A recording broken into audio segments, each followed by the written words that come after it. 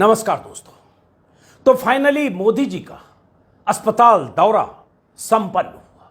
पूरे तामझाम और साफ सफाई के बाद गाजे बाजे वाले मीडिया कवरेज के साथ 2 दिन तक गुजरात में कई तयशुदा कार्यक्रम निपटाने के बाद राजस्थान के बांसवाड़ा में भाषण के बाद पीएम मोदी गमजदा चेहरे के साथ आज मोरबी पहुंचे थे।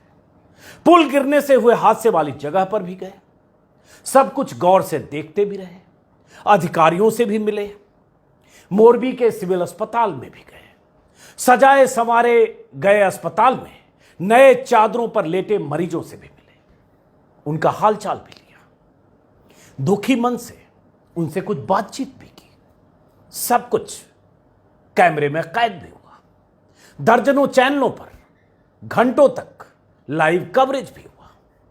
चैनलों पर लगातार भयंकर तकलीफ में डूबे मोदी जी दिखते भी रहे, भयंकर तकलीफ। लेकिन वो सारे सवाल नदारद रहे जो पूछे जाने चाहिए। मोरबी में मोदी जी ने क्या देखा और वहां क्या दिखा, ये बताने से पहले मैं चाहता हूं इस एक वीडियो को आप गौर से देखिए और सुनिए।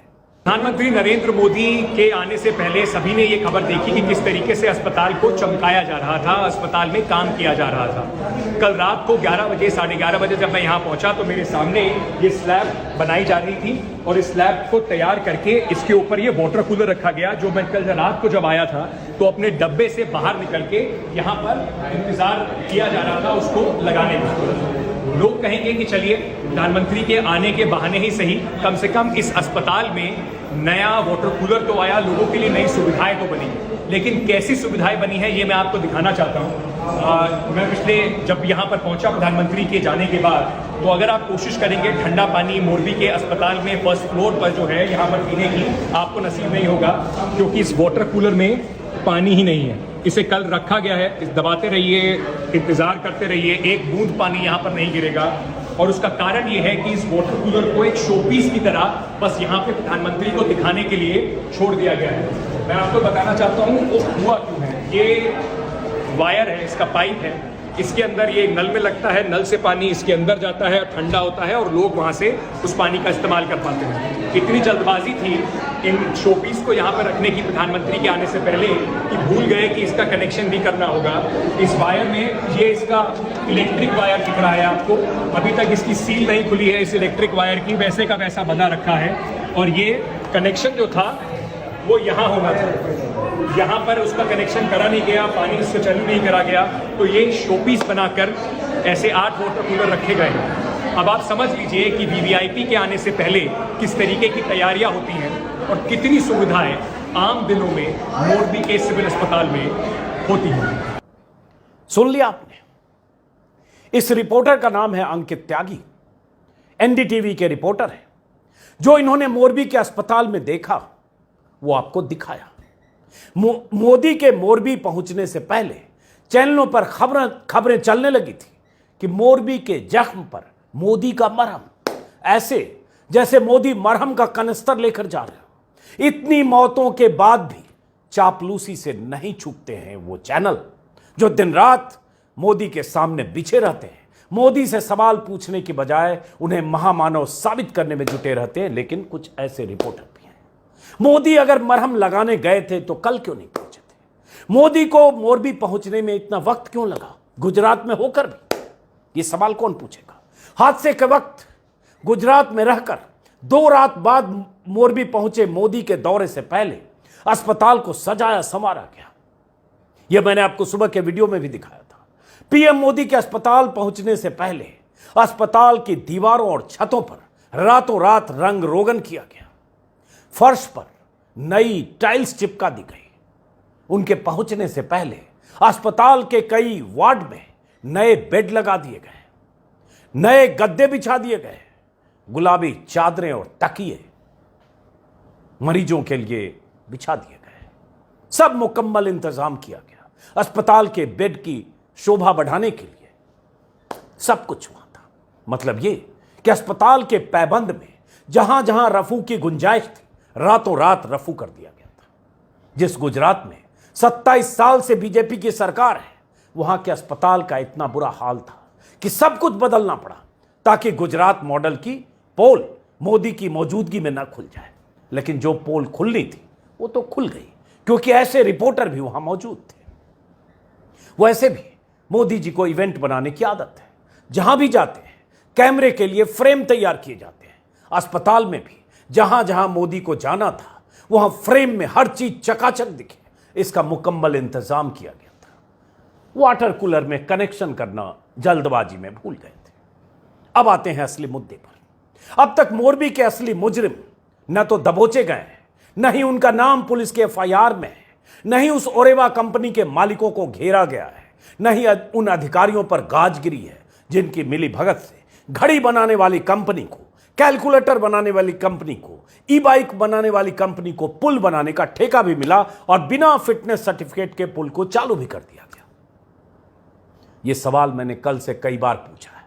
अब तक 135 मौतों का जिम्मेदार मानकर जिन्हें पकड़ा गया वो ओरेवा कंपनी के मामूली मुलाजिम हैं। इनमें 2 मैनेजर हैं, 2 मजदूर हैं, 2 टिकट क्लर्क हैं, 3 गार्ड शामिल हैं। स्क्रीन पर उनके चेहरे आपको दिख रहे होंगे। इनके नाम हैं दीपक पारेख, दिनेश दबे, मनसुख टोपिया, महादेव सोलंकी, प्रकाश परमार, देवांग, अल्पेश गोहिल, दिलीप गोहिल और मुकेश चौहान। कंपनी के मामूली कारिंदे तो गिरफ्तार कर लिए गए, लेकिन कंपनी के मालिकों तक कोई आंच नहीं पहुंची है। वो मालिक जिनके खानदानी रिश्ते मोदी और शाह समेत बीजेपी नेताओं से, आरएसएस के पदाधिकारियों से बताए जाते हैं। वो मालिक जिसने 5 दिन पहले बिना एनओसी के बाकायदा प्रेस कॉन्फ्रेंस करके वो पुल खोल दिया था। वो मालिक जिसका नाम है जयसुख पटेल। बाकी अधिकारियों का किसी एफआईआर में नाम नहीं है। मोदी के चाटुकार चैनल और एंकर पुल पर गए लोगों को ही हादसे के लिए जिम्मेदार ठहराने में लगे हैं, जैसे सब खुदकुशी करने वहां गए थे। पुल को हिला हिलाकर नदी में गिरा दिया। न पुल रिपेयर करने वाले का कोई कसूर है, न किसी अधिकारी का, न सत्ता और सरकार का। इतनी बेशर्मी से दलीलें गढ़ी जा रही है कि सुनकर मन आक्रोश से भर उठता है। मोदी भक्ति में कितना गिरेंगे ऐसे पत्रकार और एंकर। हिलाने से ही पुल गिरने वाला था तो आज तक गिरा क्यों नहीं था? और क्या पुल गिराकर नदी में डूबने और मरने के लिए लोग गए थे? पुल अगर इतना कमजोर था तो चालू क्यों किया गया था? 400 लोगों को जाने क्यों दिया गया? यह सवाल तो बार बार सरकार से पूछा जाना चाहिए। कल से मैं भी लगातार पूछ रहा हूं। लेकिन जब सरकार बीजेपी की हो, सूबा मोदी का हो, तो सब मोरबी के मुजरिम को खोजने का नाटक कर रहे हैं। छोटे प्यादे और कारिंदों को फंसाने की कोशिशें और साजिशों में खुश हैं। विपक्ष की तरफ से कुछ सरकार पर सवाल उठाए जा रहे हैं। बीजेपी नेताओं की तरफ से कोई सीधा जवाब नहीं है। इतनी मौतों के बाद भी बड़े लोगों की जिम्मेदारी तय नहीं हो पाई है। कुछ सवाल आज आम आदमी पार्टी के नेताओं की तरफ से भी पूछे गए। सुनिए दिल्ली के उप मुख्यमंत्री मनीष सिसोदिया ने क्या कहा है। मैं 150 लोगों और मासूम बच्चों के हत्यारे नेताओं और उनकी सरकार से 5 सवाल पूछना चाहता हूं। 5 सवाल। भारतीय जनता पार्टी से मेरा पहला सवाल है कि मोरबी में जो पुल टूटा उसके पुनर्निर्माण का ठेका एक घड़ी बनाने वाली कंपनी को क्यों दिया गया? एक ऐसी कंपनी को जिसने कभी सिविक वर्क नहीं किए, पुल कोई नहीं बनाया, उस तरह का कोई काम नहीं करती थी, सिर्फ घड़ी बनाने का एक्सपीरियंस रखने वाली कंपनी को पुल के पुनर्निर्माण का ठेका दे दिया। यह भारतीय जनता पार्टी जवाब दे कि यह क्यों दिया गया। दूसरा कि इतना बड़ा काम और इतना महत्वपूर्ण काम, इतना सेंसिटिव काम, और उसका ठेका ऐसी कंपनी को दिया गया जो घड़ी बनाने वाली थी, वो तो किया ही किया, लेकिन बिना टेंडर के ठेका दिया गया। मोरबी के पुल के पुनर्निर्माण का ठेका बिना टेंडर के दिया गया। एक गैर अनुभवी कंपनी को बिना टेंडर के ठेका क्यों दिया गया? भारतीय जनता पार्टी के नेता जवाब दें इस बात का। भारतीय जनता पार्टी की गुजरात सरकार जवाब दे इस बात का कि बिना टेंडर के ठेका क्यों दिया गया मोरबी पुल के पुनर्निर्माण का। फिर जो डॉक्यूमेंट सामने आए हैं उनसे समझ में आता है कि ये पुल के पुनर्निर्माण का काम 8 महीने में पूरा होना था। लेकिन किस जल्दबाजी में, कौन सी ऐसी जल्दबाजी थी जिसकी वजह से ये 8 महीने का काम 5 महीने में लीपापोती करके पुल को खोल दिया गया, एक घटिया पुल बना के चालू कर दिया गया। यह मेरा तीसरा सवाल है कि 8 महीने का काम 5 महीने में लीपापोती करके पुल क्यों खोल दिया गया। चौथा सवाल मेरा यह है कि भारतीय जनता पार्टी बताए कि ये जो कंपनी है घड़ी बनाने वाली, जिसको बिना अनुभव के ठेका दिया गया, बिना टेंडर के ठेका दिया गया, इससे भारतीय जनता पार्टी ने कितना चंदा लिया है, भारतीय जनता पार्टी ने इस कंपनी से कितना चंदा लिया है, भारतीय जनता पार्टी ने इसके मालिकों से कितना चंदा लिया है, और इस कंपनी के मालिकों की बीजेपी के किन किन नेताओं से नजदीकी है। भारतीय जनता पार्टी इस बात का खुलासा करे कि मोरबी में जो 150 लोगों की हत्या हुई, उस हत्या के पीछे भारतीय जनता पार्टी को कितना चंदा मिला है, यह बात भारतीय जनता पार्टी बताए।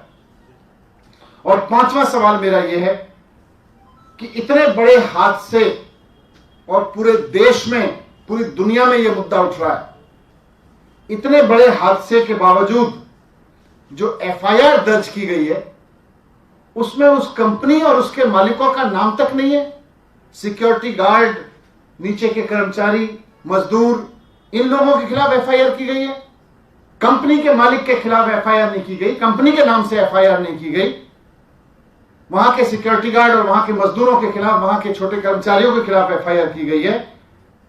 किसका दबाव है? किसके दबाव में कंपनी के मालिकों और कंपनी के खिलाफ एफआईआर नहीं की गई? इन 5 सवालों के जवाब भारतीय जनता पार्टी को देने होंगे। ये 150 लोगों की मौत हादसे में नहीं हुई, हत्या में हुई है। मैं फिर से इस बात को दोहराना चाहता हूं। यह सवाल भले ही मनीष सिसोदिया के हो, लेकिन यह सवाल वाजिब है। यह वो सवाल है जो मैं भी पूछ रहा हूं, मेरे जैसे और तमाम लोग पूछ रहे हैं, जिन्हें सत्ता से सवाल पूछने की फितरत है जिनकी। लेकिन सवाल का जवाब मिले तब ना। और सवाल का जवाब क्यों नहीं मिल रहा आप समझ सकते हैं, क्योंकि मोदी को, बीजेपी को, सत्ता के शीर्ष पर बैठे लोगों को पता है कि चंद लोग सोशल मीडिया पर शोर करेंगे, चंद दिनों तक शोर होगा, फिर सब कुछ शांत हो जाएगा, क्योंकि मुख्य धारा के चैनल्स वो तेवर और उस तलखी के साथ सत्ता को घेरने वाले सवाल नहीं पूछते। जैसा कि मैंने कहा, मोरबी के मुजरिम सुनने में बड़ा अच्छा लगता है, लेकिन मुजरिम क्या ये मजदूर, क्लर्क और सिक्योरिटी गार्ड है जिन्हें वहां बिठा दिया गया, और 50 और 100 की जगह जिन्होंने 500 टिकट काट लिए, और जो टिकट काटे गए उसकी कमाई किसकी होती? वो प्रेस कॉन्फ्रेंस करने वाला वो कंपनी का मालिक जिसने उस पुल को खोल दिया। 5 दिन से उसके बारे में कुछ पता नहीं है, कोई उसकी तरफ से जवाब नहीं है 2 दिनों से, और पुलिस उस तक पहुंची नहीं है। मोदी जी अब पहुंचे हैं, अस्पताल को चाक चौबंद कर दिया है, और यह अस्पताल की यह तस्वीर गुजरात के उस मॉडल की पोल भी खोलती है जिसका ढिंढोरा बीते 20 सालों से पीटा गया है। अब मोदी गुजरात के उस अस्पताल का मुआयना कर चुके हैं। अब चुनाव की तारीखों का ऐलान होगा। इंतजार इसी बात का था कि मोदी गुजरात का दौरा करके लौटें, फिर चुनाव की तारीखों का ऐलान हो। उससे पहले मोरबी में यह हादसा हुआ, तारीखें भी 1-2 दिन के लिए टल गई। फिलहाल अब तैयारी होगी चुनाव की, रैलियां होगी, आरोप प्रत्यारोप होंगे, लेकिन वो 135 लोग जो बेमौत मारे गए, जो काल के गाल में समा गए, जो उस पुल के साथ नदी में समाहित हो गए, क्या उन्हें इंसाफ मिलेगा? उन्हें तब इंसाफ मिलेगा जब ऊपर बैठे लोग, जिनकी मिली भगत से, जिनके रजामंदी से इस पुल के लिए उस कंपनी को ठेका दिया गया था, जिसका पुल बनाने का कोई तजुर्बा नहीं था, उसके मालिकों तक पुलिस की जांच और आंच पहुंचेगी, और उस मिली भगत का खुलासा होगा, जिस मिली भगत का नतीजा इतने बड़े हादसे के तौर पर सामने आया। फिलहाल इस वीडियो को खत्म करते हैं। उम्मीद अभी भी है कि चाहे गुजरात में पुलिस की जांच हो, चाहे सुप्रीम कोर्ट में जहां PIL दाखिल करके जांच की मांग की जाएगी, कहीं से तो इंसाफ